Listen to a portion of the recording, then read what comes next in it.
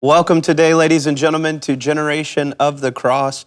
I'm Pastor Ragan. I'm going to be your host for today, and I'm excited to be joined with the bishop, pastor, scholar, theologian, Shaun Murphy. I don't know about any of that. I came with all of it today. Nice. And but most importantly, ladies and gentlemen, we're glad to have you tuning in with us today, wherever in the world you may be. Thank you for being with us. This program, and what we hope Generation of the Cross will be and do for you, is equip you to live in a way that is effective and brings glory and honor to Jesus Christ in the earth. What we believe, and this is a really big, important thought, in my opinion, to the Pentecostal movement. We believe that what Jesus Christ has done on the cross of Calvary in absolutely every way has provided us with everything that you and I need to live according to life and godliness. Absolutely nothing has been left out.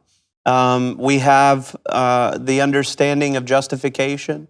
We have the understanding of the born-again experience where dead men are made alive. We have an understanding of the empowerment of the Holy Spirit for ministry.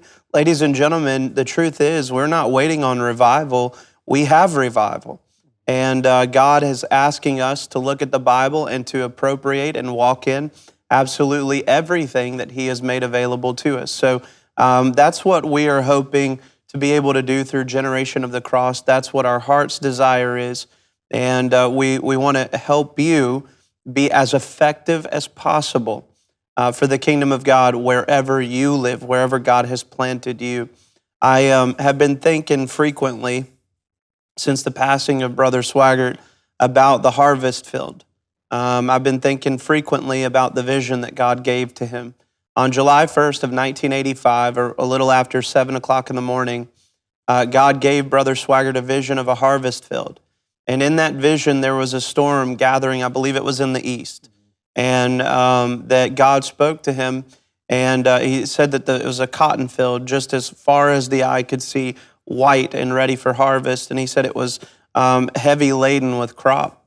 And God spoke to him and told him, I need you to work tirelessly to bring in this harvest. And he said, do not fail me.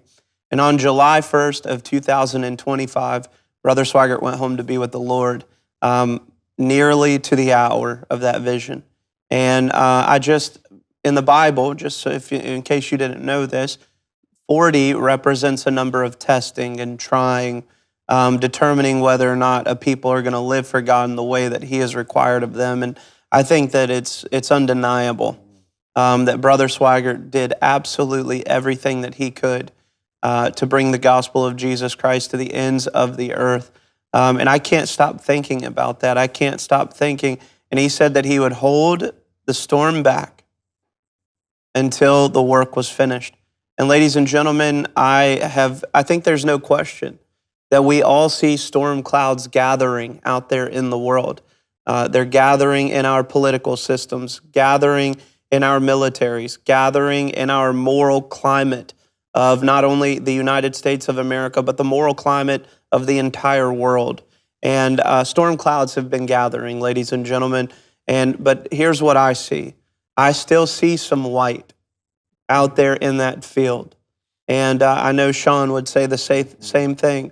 There's still souls out there that are ready to come home. And you and I, what we need to do, we don't know how much time we have left. We have to work while it is day, because the night is coming where no man can work. We don't need to wait on a quote-unquote move of God. Ladies and gentlemen, you are a move of God. I'll never forget the founder of Salvation Army, William Booth, that quote, when I read it from him, I thought that's exactly what we're missing today. He said, I refuse to wait on a move of God. He said, I am a move of God. And that is true about every one of you. The moment that you accepted Jesus, you were dead and you were made alive. You are alive today in Jesus Christ. You are equipped today to labor in the harvest field. And Jesus said it this way, and it's exactly what I think William Booth had in mind. It's exactly how Brother Swaggart lived. He said, say not 4 months and then comes harvest, for look on the fields, they are white and they are ready for harvest. So let's be about the Father's business. Let's make sure that we are laboring diligently to bring a harvest in here in these last days. So we encourage you right now, pull your phone out, copy a link to watch Generation of the Cross, and send it to all your friends, send it to your family members, and share, like, subscribe, whatever you got to do, however you're watching us, make sure that you're sharing it and inviting others to watch with you.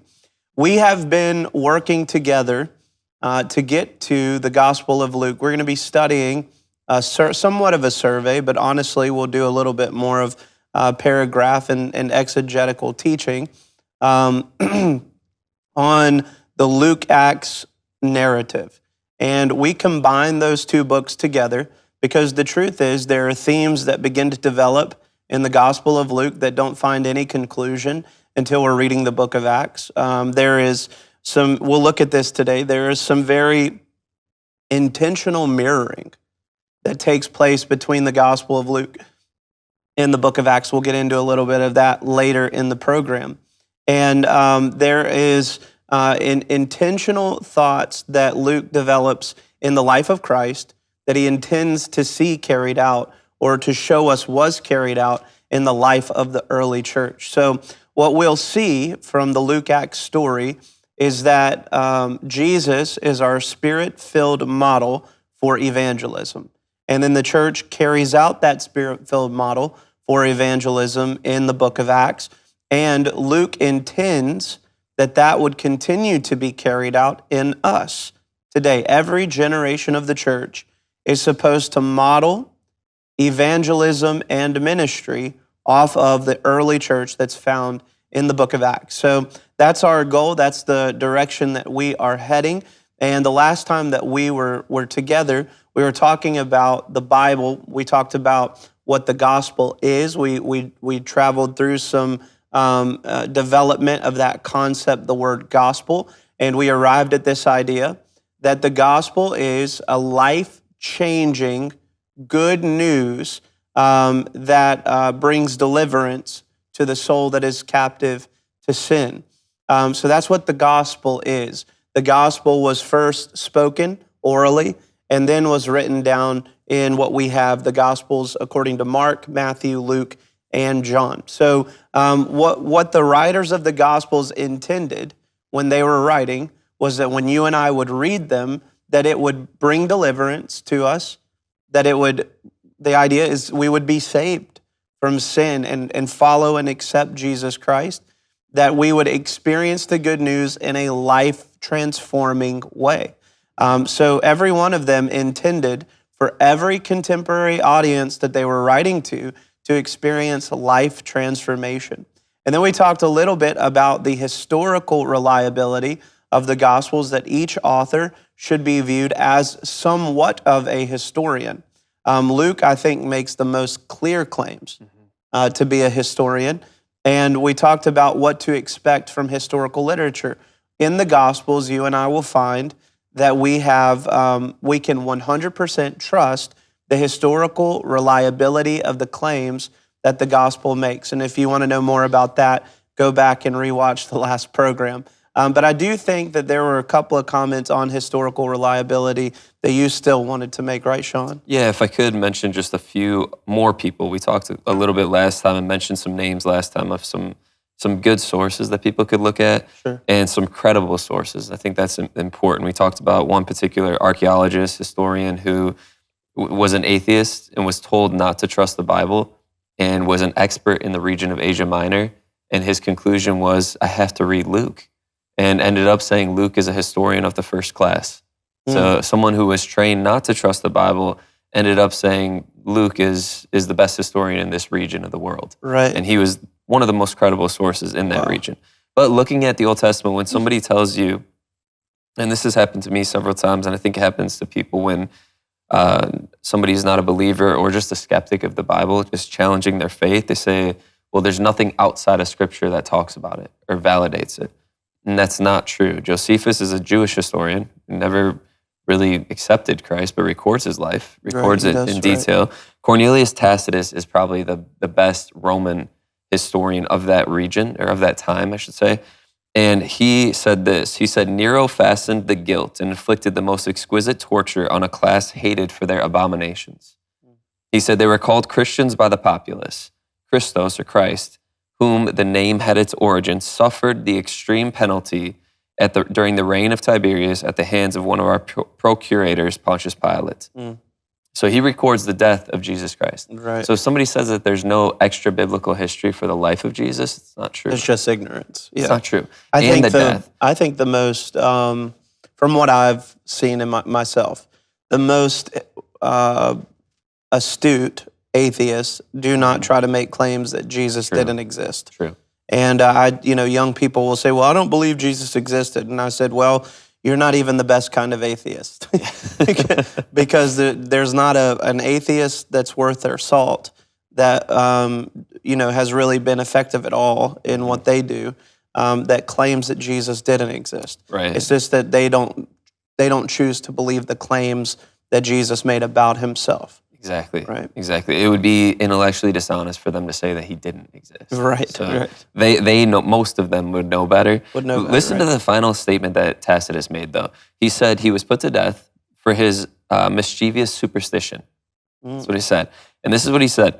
Thus, it was checked for a moment. This movement was checked for a moment, but then it again broke out, not only in Judea, the first source of evil, but even unto Rome. So he was put to death at the hands of Pontius Pilate, Wow. and this following of him was checked and put in place for a moment, he said. Right. But then something else happened afterwards that caused it to explode, not only in Jerusalem and Judea, but to Samaria and to the uttermost parts of the world in Rome. It was Gamaliel who said that they should be careful. Gamaliel was known as the highest order of teacher in Israel of that time, and he said that we should be careful how we handle this Christian movement, because all of the movements prior that had any type of messianic claims eventually got squashed out, and they became as nothing. And he said, let's be careful, because if this isn't God, it'll be destroyed. But if it is God, we wouldn't want to be found fighting against him.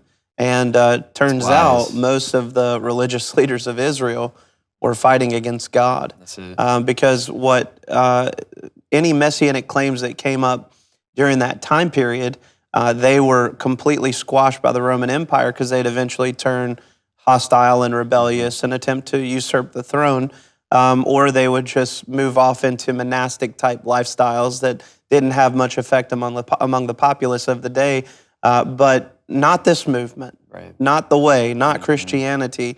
They tried everything they could, inwardly and outwardly, to destroy the Christian movement, to no avail and to no success. Yeah. But that's an interesting way that he checked for a moment. Checked for a moment. But then, so I think that's one of the places I usually go to when talking about the resurrection is what caused it to stop for a moment was his death. Then something else happened after. Right. And this is a Roman historian who calls Christianity evil. Recording this. That is something. A little bit more modern people within the last couple hundred years. Sir Lionel Luckhoo is someone who found his way into the Guinness Book of World Records. And what he was put there for was the world's greatest advocate. So he is labeled as the greatest lawyer, defense attorney in the history of humanity. He won 245 consecutive trials, murder trials, defending them. Pretty tough. Not bad, not bad. So somebody challenged him. He was a skeptic over Christ and specifically over the resurrection of Jesus Christ. And the historicity of the Gospels was what was in question. And somebody challenged him to do it as if it was a court of law. Would this hold up? Would the evidence of the Gospels be historically reliable? And what was mentioned in them, would it be reliable enough to make the case? And his conclusion was, I can say unequivocally, the evidence for the resurrection of Jesus Christ is so overwhelming, it compels acceptance by proof, which leaves absolutely no room for doubt. Wow. He became an apologist for Christ. Wow. And Brother Donnie told me this. He actually came here to the ministry back in the 80s, I think. Yep. Oh, wow. He passed away in the late 1990s. So. Wow. Yep. And one last one I'd like to mention for you guys. Can you just repeat that phrase? Sure. He said he spent more than 42 years as a lawyer, and he's had some success. That's very modest. He was knighted twice, and it's like you had some success.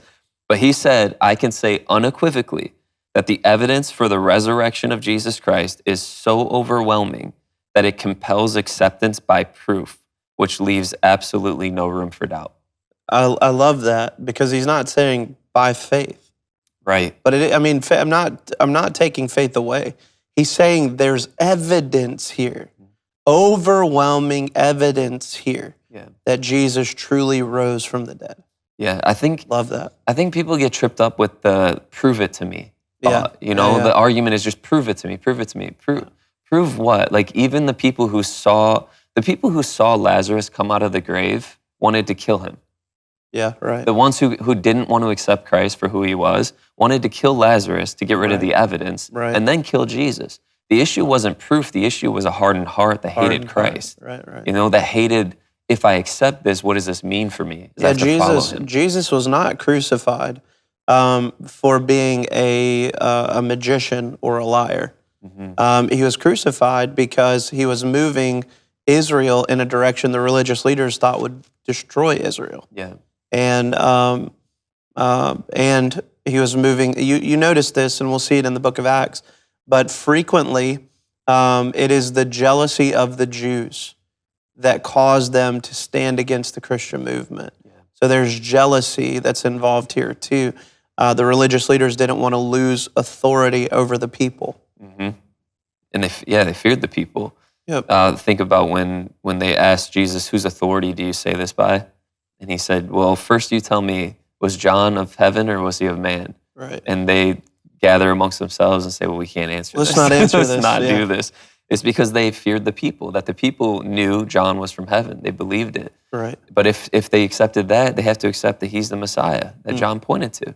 So the issue is hardened hearts. And the reality is, even if somebody saw Jesus walking in the flesh, it wouldn't be enough proof for a heart that is obstinate or opposed to the things of God. So when somebody says, prove it to me, what you can do is this is the best lawyer in history, laid out all the evidence and said, there is reasonable evidence for me to believe what I believe. It's interesting because we both know of the story of Lee Strobel, who also was an investigative journalist. His wife gave her heart to Christ.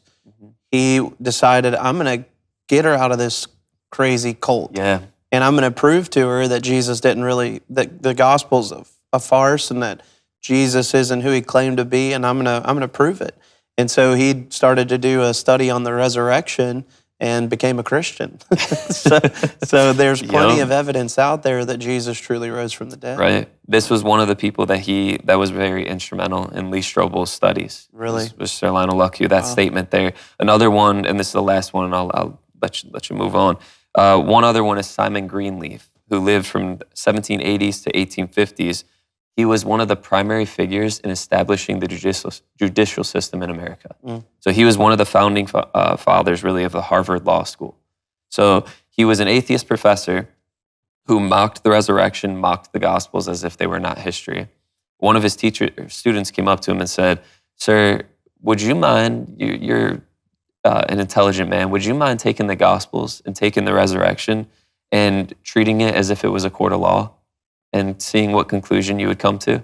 Very, very modest question from the student.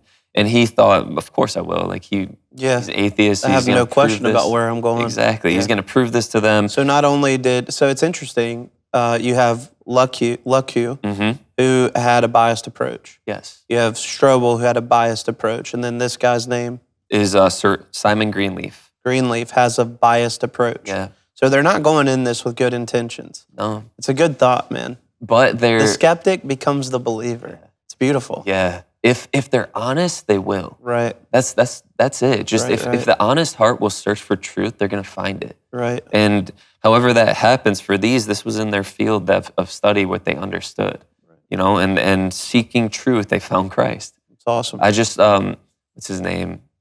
Kadish something. He passed away. He was a Muslim man who has a great testimony, seeking Allah, finding Jesus. It was a heart of finding truth, and he became a great apologist for Christ and won many people to the Lord. But a heart that's searching for truth is going to find Jesus. And this man searched for truth and thought he knew the truth before he went into it. But this was his conclusion. He wrote First off, he wrote 3 treatises that were the fabric for Harvard law and became the fabric for the American judicial system, as I mentioned. A treatise of the law of evidence is what he wrote. So this man knew what he was doing.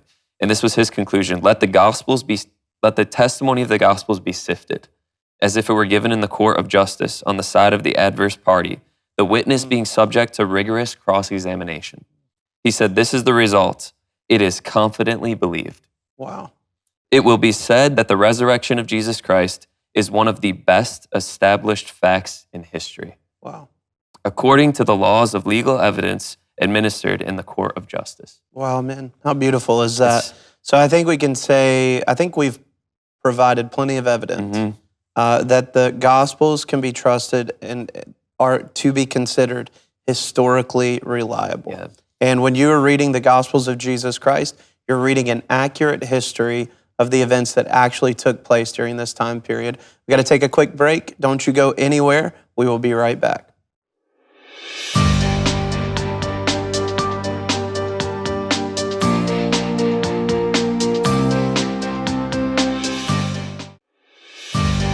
This is the Generation of the Cross on the Sun Life Broadcasting Network. All right, ladies and gentlemen, we are back, and we were just talking about the historical reliability of Scripture. Now we need to deal, just for a few moments, with viewing the Scripture not only as history, but we need to view the Scriptures as a narrative when we're looking at the Gospels of Jesus Christ. These specific books, Mark, Matthew, Luke, John, come together as a story, moving from beginning to end. And in any story, you have features that help come together, the form in which the stories take, and then you also have a development of characters. In certain Gospels, you have well-developed characters of the disciples. They're actually somewhat in the background most of the time. But there are certain characters that get more attention than others. That's true in any story, and that's true in the Gospels. That's true in the book of Acts. And there's an intention for that because this is history being told, but it's a specific history that's being told. We know that these narrative stories are coming together in a unique way. We have how many disciples? 12 disciples. But how many of them get a lot of attention as we're traveling through the Gospels? Not many, right? Primarily, Matthew seems to get a bit more attention than most of the others, but not a lot. Peter, we know, gets most of the attention. And then John gets a lot of attention. James, John's brother, is mentioned, but really doesn't get a lot of development. So this is the point.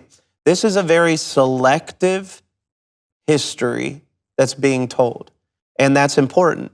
This is what I don't want people doing, and this is what I find to be the most dangerous thing in approaching the Gospels. We view them as just random stories thrown together. They're not. That's not it. This isn't. And it's not wrong to do this, to approach these stories singularly as devotional material. People do that all the time. I don't necessarily have a problem with that, but I think we've got to be careful not to remove the story from the narrative development. Make sure that we're watching what's come before and what's coming after so that we can understand why the author chose to take that story and put it here. One of the things we find is some of these stories, like Jesus in Nazareth, announcing that he is the Messiah, right? We all know that story. And then they, say, aren't you Joseph's son? And then they try to push him off of a cliff, and he is able to walk through the crowd unharmed. We all know the story. But in Matthew, that story appears much later in Matthew's record of the life of Jesus. In Luke, it's right at the front of his ministry.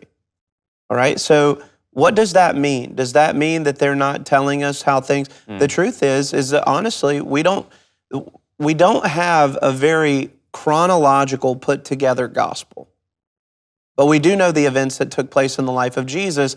Each author is taking these stories, putting their little stories together to form a larger story because they're trying to represent a unique aspect of the life of Jesus Christ. So it's important What to you just survey shared. the scriptures, the Gospels as a narrative story. Yeah, what the story you just shared is so interesting. I hadn't thought of that.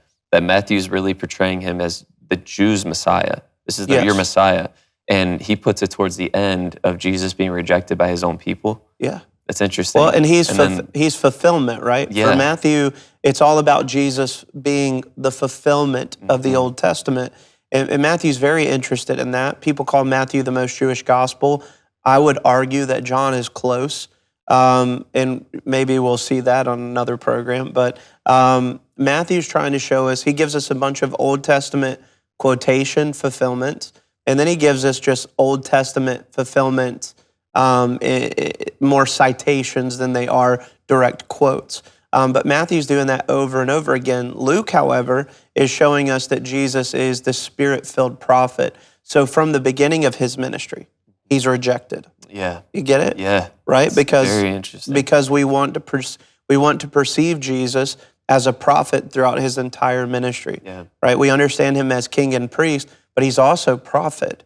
And Luke is clear at the beginning of his gospel to represent Jesus in that way. Yeah, it's so interesting. Same story portrayed a very different, unique way because the author's trying to say something specific. Something So That's a specific. good point. So think of this, because we're going to see it in the book of Acts too.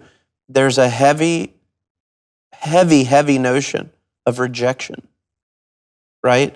By and large, Christ has been rejected by Israel. And by and large, Israel and Rome are going to reject and oppose the Christian church.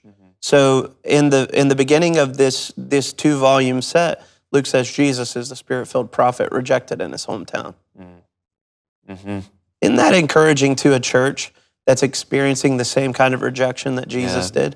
So, okay, you see the point here, right? This is a narrative that's being developed in a unique and a specific way. And that's why we move on to call the Gospels not only historical literature, narrative literature, but they are theological literature, right? And that's an important aspect when you and I are approaching the Gospels. We have to view them not only as history, not only as a story, but we have to view them as theology, because there is a very unique theological point that each one of the authors are trying to make, and we can't miss that. So you can't read one gospel and think you got it all, because you didn't.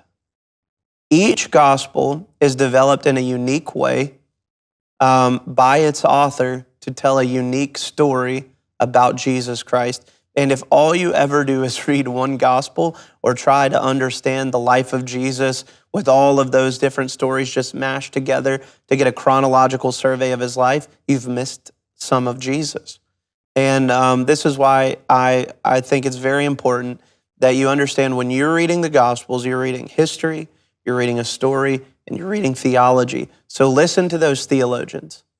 You wouldn't read a commentary from Brother Swaggart and expect to get the same perspective as a commentary from Shaun.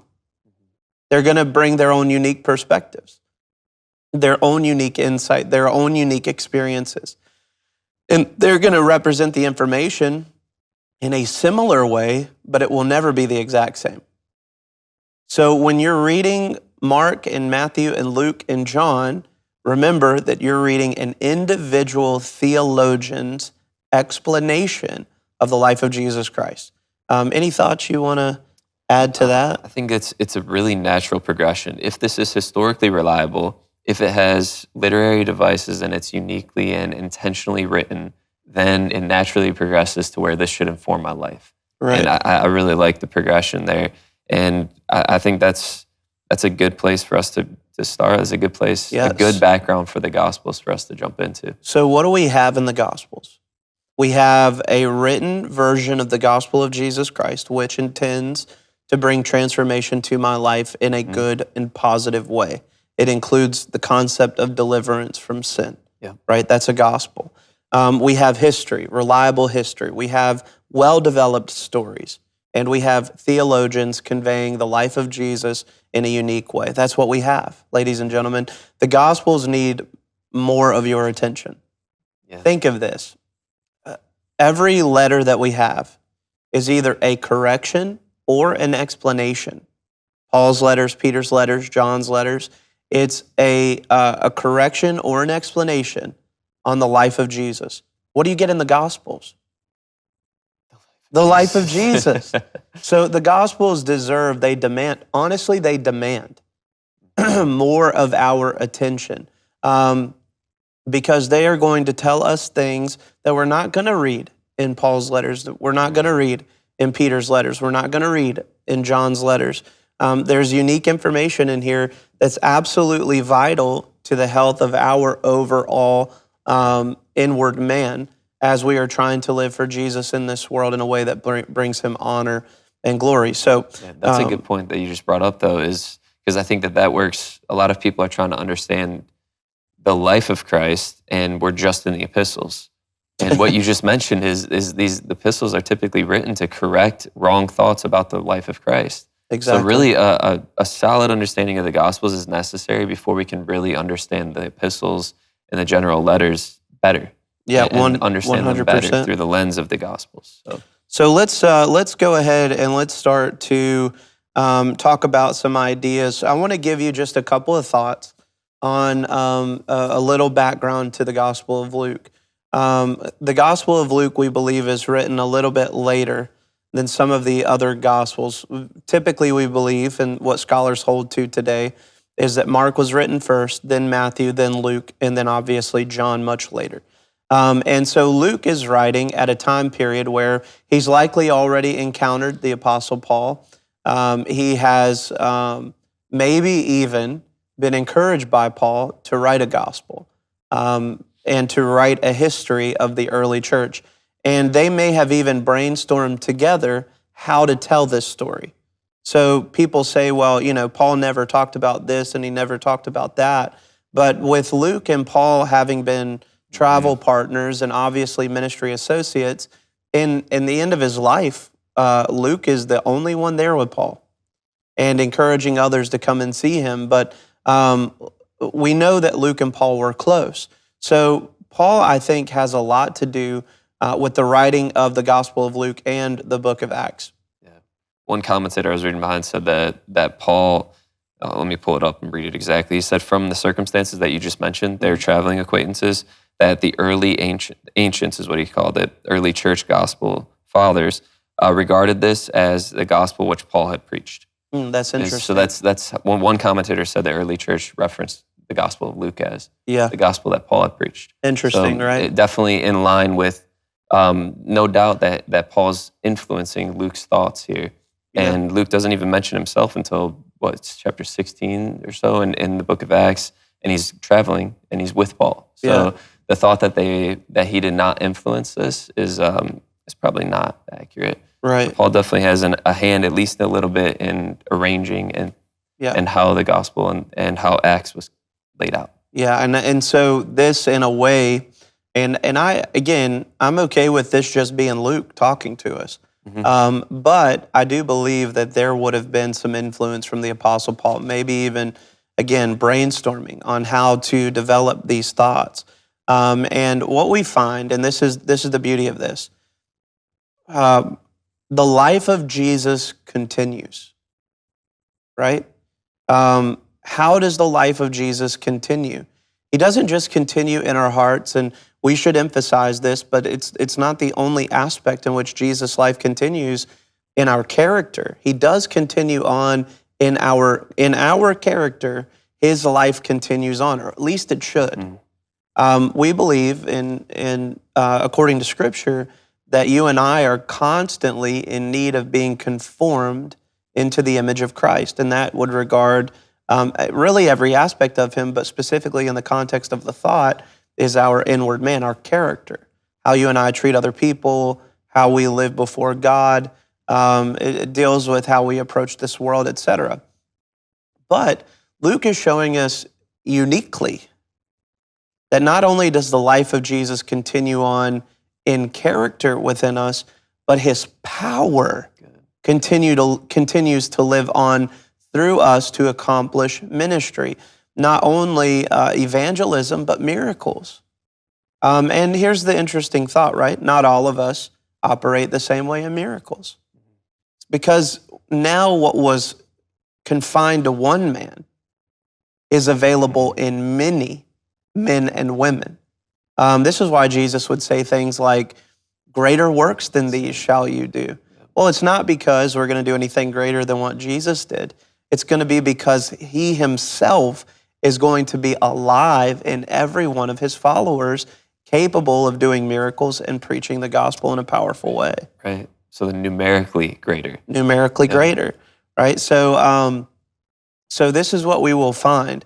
And I can absolutely see the Apostle Paul having a hand in that thought. There are a couple other quotes. Irenaeus, is that how you pronounce his name? I have no idea. But he said, Luke, you got to learn to say those words with confidence. Just quickly. Yeah. That's how, whenever I read a word. No one out there knows how to pronounce that man's name. Whenever I read a word really fast, Emily's like, yeah, you don't know. You don't know how to say that. But he said, Luke, the companion of Paul, put down in his book the gospel preached by him. And then Origen, again, I'll say it fast, Origen, another early church father said, Luke, the gospel commended by Paul, published for his sake, for the sake of the gospel, or for the Gentile converts, is what he said. Wow. Which is an interesting thought there. These are second century guys, These are right? second century guys. Right, so very close. Yeah, and he said that Gentile converts was one of the reasons behind it. And that's a question I don't know if you were planning to get into, but what is the thought behind the actual reason he wrote this? Obviously, I want to instruct people on the life of Christ. Do you think that presenting this as potentially a legal religion in Rome was behind Luke's writing? I think that that's part of it. I'm never going to say that that's all of it. But let's ask a question. Who is Theophilus? Right? Because both letters are addressed to Theophilus. Now, I think to answer that, one requirement would be to answer the question, who is Luke? So we know that Luke was a physician. And if we would survey physicians of that time period, which we do have writings from physicians, we have histories about physicians that lived during that time period. And there's a guy by the name of Galen of Pergamon that we can look at his life and kind of gain somewhat of an understanding of who Luke might have been. Galen was a physician. He was a physician for the gladiators in Rome. I think that's why we probably have more information about him. But he not only researched medicine, but he researched philosophy and rhetoric. And he traveled around the Roman Empire, specifically in the Mediterranean region, which is where we find Luke primarily, in the Mediterranean region. He was researching not only medicine, but philosophy and rhetoric being the art of speaking. This is the kind of person that he would have been, and that type of lifestyle gave him access into the very elite world, right? Yeah. Very educated world, very elite world. And he had a benefactor that paid for him to do the research that he was doing. And when he would write, he would address him the same way that Luke addresses Theophilus. Interesting. And the same thing with, you've already mentioned his name, historian. Tacitus? No, the other one. Josephus. Josephus' introductions to his 2-volume set carry the exact same features of Luke and Acts. So Theophilus could be a sponsor more so than...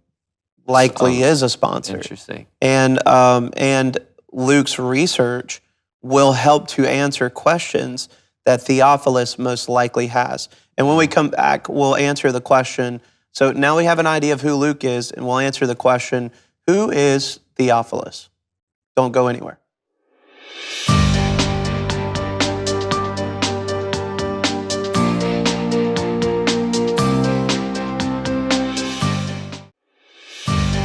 This is the Generation of the Cross on the Sun Life Broadcasting Network. All right, ladies and gentlemen, we are back, and I think we've done well enough at answering the question who Luke might have been. I think Luke, it's without question, Luke was an educated man. He would have been skilled in both medicine, philosophy, and rhetoric. He would have been schooled in all of that coming up. That would have given him access into very elite worlds, probably came from a very elite family. And we do know from his letters that he wrote in a very sophisticated and educated style of Greek. And he's addressing a man by the name of Theophilus. Now, we have, the argue will probably rage on forever about identifying the man who Theophilus is. So we can do what church history has tried to do, and we can say, well, Theophilus is a pseudonym? Is that the right word? But basically a false name for the church. Theophilus means lover of God. So then that's a way of saying, well, this is speaking of the church. Or we could take the more historical approach, which probably the better approach, and say Theophilus was a common Roman name for elites in the Roman world. And it's possible, now again, possible, that Luke is writing to a government official in the Roman Empire. There's a couple of thoughts that you need to know about what it was like to live in the Roman Empire of that day. In the Roman Empire of that day, there was what was called religia licita. In other words, approved religion. And then there were mystery cults. And what Christianity at this point, now watch this. This is important. This is important. Watch what happens here. Until we get to Acts chapter 13, nobody is separating the Christian movement from Judaism. Yeah, that's important. The first place that the people of the quote, they call them the people of the way. The first place we find the people of the way being referred to as Christians, literally Luke says they're called Christians first. It's in Antioch. And it's in Antioch after Paul comes out of Tarsus, where he's been hiding away as a Christian now for the last 8 or 10 years. And he comes out of Tarsus and he's preaching something that causes Christianity to separate from Judaism. He's teaching that Gentiles don't have to eat food law, the specific Jewish food laws. They don't have to be circumcised. And he's most likely telling the Jews they don't have to follow all of those laws either.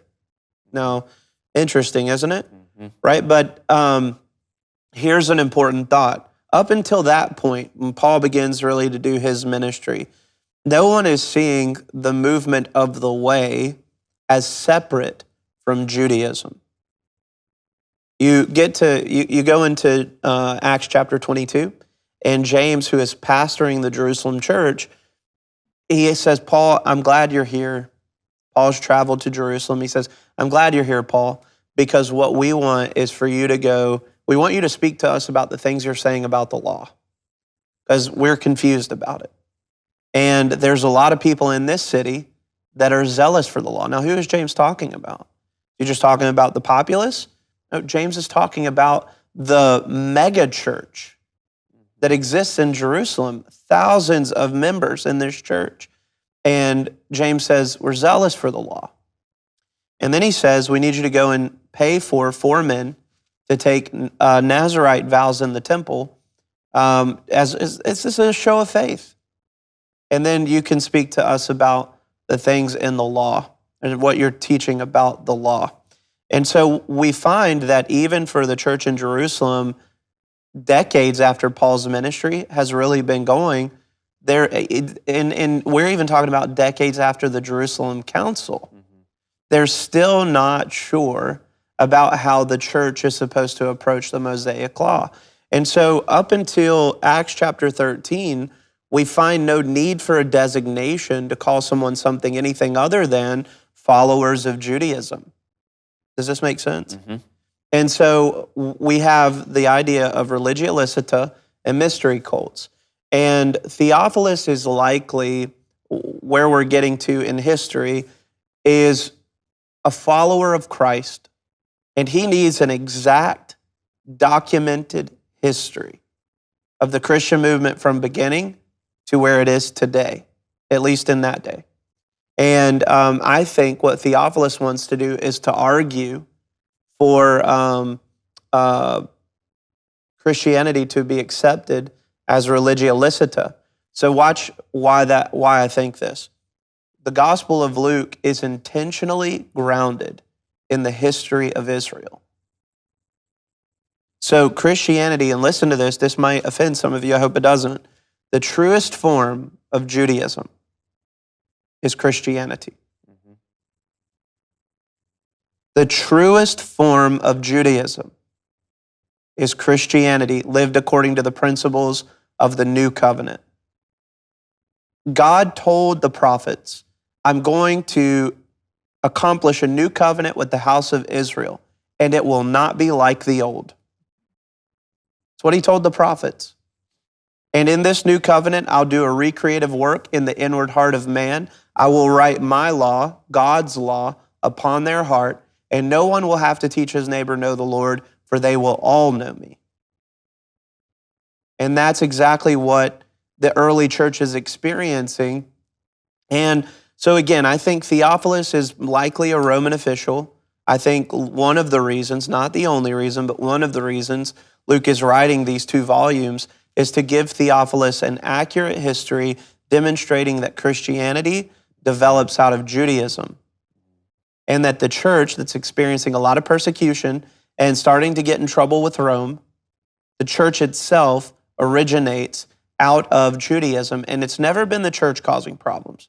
It's always been the jealous Jews causing problems. That's always been the issue. So, I do think that there is definitely something happening here as Luke is writing, where he's trying to demonstrate how Christianity really developed, and that it is an offshoot of Judaism, so it should receive status of legal religion. There you go. And then they could practice and operate without the Roman Empire hinging upon them or stopping them from it, or having any type of legal issue with practicing. So, is that something that Paul wanted?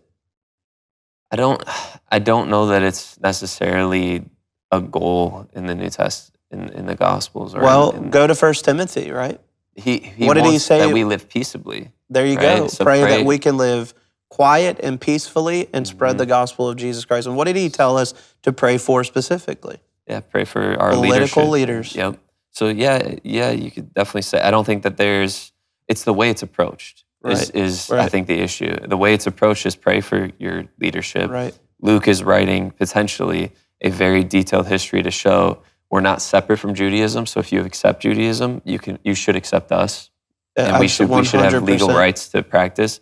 And those are very diplomatic ways of handling the situation. Yeah, and it's not a revolt against Rome. Another way you can see this too is Jesus and Paul, I think, are the 2 greatest examples. A group of religious leaders come to Jesus and they say, are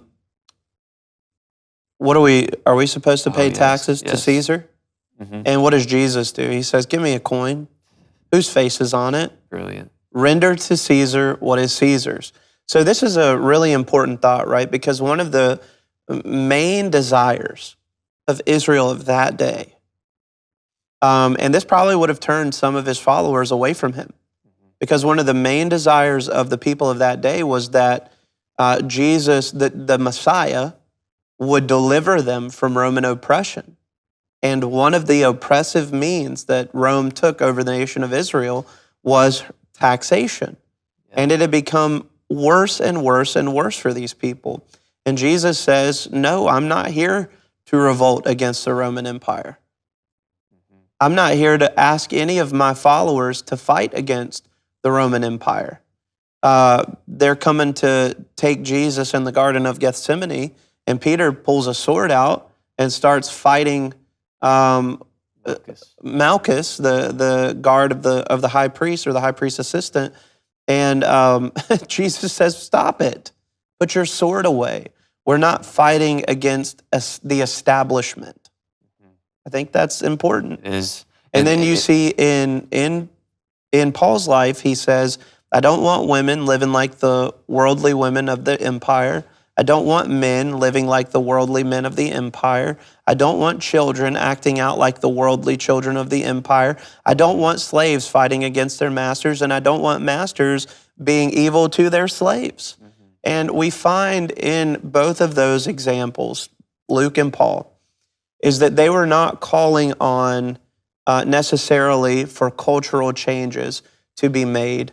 Paul and Jesus both are asking the people of the empire, in whatever state they may find themselves, whatever conditions they may find themselves in, to live for him well.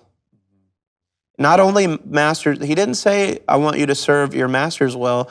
He said, I want you to serve your masters well, especially those who are brothers in Christ. That means not just Christians' masters, but all masters. And I know that that's hard to hear, but this is my point. They were not set on fighting against the Roman Empire or Rome's right to rule. That's right.